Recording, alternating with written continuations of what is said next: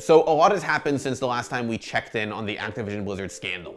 And with the government suing them, allegations that management enabled sexual harassment, assault, and discrimination at the company, and now accusations that HR shredded documents detailing those allegations, you'd expect a pretty significant response.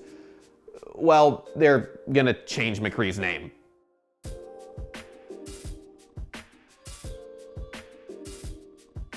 So in case you've been living under a rock, Activision Blizzard is being sued by the state of California for allegedly fostering a workplace culture that enabled sexual harassment and abuse, as well as for discriminating against women when it came to equal pay and promotions. This lawsuit was quickly followed by hundreds of current and former Activision Blizzard employees sharing their own stories online about how they experienced or witnessed sexual harassment and misconduct at work. This was followed by Activision Blizzard hiring a law firm mostly known for busting unions to handle their internal review, people walking out on the job in protest, and then a bunch of higher-ups at Activision Blizzard quietly leaving or being let go from the company. But now we get to some of the more public-facing falling out, at least for Activision Blizzard.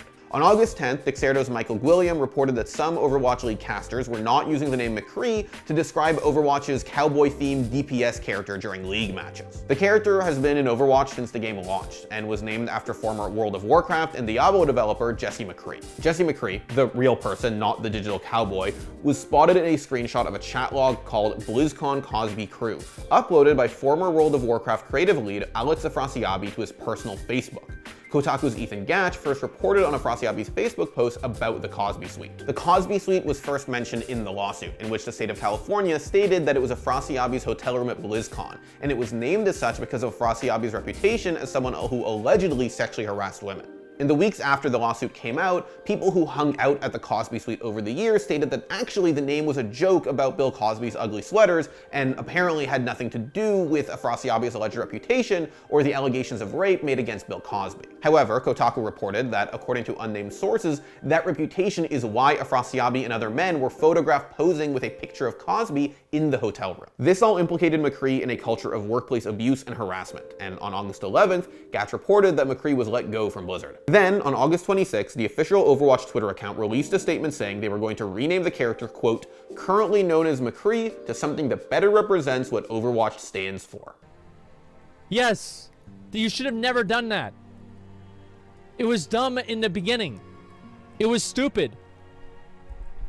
Yeah, it was dumb. It's stupid. Like, it's a stupid decision to solve another stupid decision. As an aside, while I do think it's only a good thing to change this character's name, that wording implies you're gonna name him something absurdly performative. Like, what name represents opposing sexual harassment? Anyway, apparently this name change isn't gonna happen for a while. The character was supposed to have a story event in September, and now that's being delayed to include the name change. The statement also says that going forward, characters aren't going to be named after real-life employees, which is a problem that other Blizzard games are also dealing with right now. Until recently, Afrasiabi had an NPC in WoW named after him, and McCree has several characters in WoW named after him, on top of an entire city. Kotaku reported that 2 other devs left Blizzard alongside McCree, former Diablo 4 director Luis Barriga and former WoW developer Jonathan LaCraft. And on August 26th, the Washington Post's Nathan Grayson reported that references in WoW to Barriga and LaCraft are also being removed. All this was happening just days after a bombshell report from Axios' Megan Farouk-Manesh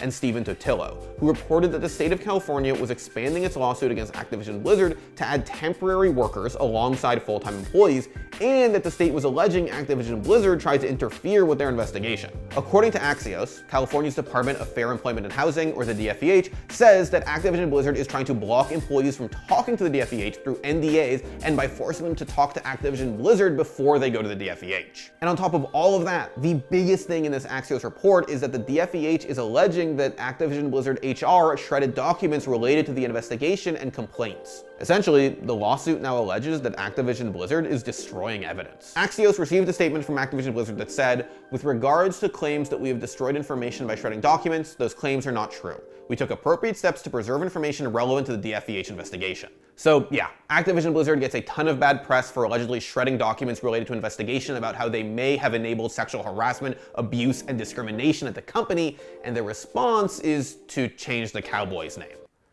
Cool. Amidst all this, an eagle-eyed Twitter user named theoxon619 noticed that Activision's logo isn't in any of the trailers for the upcoming Call of Duty Vanguard.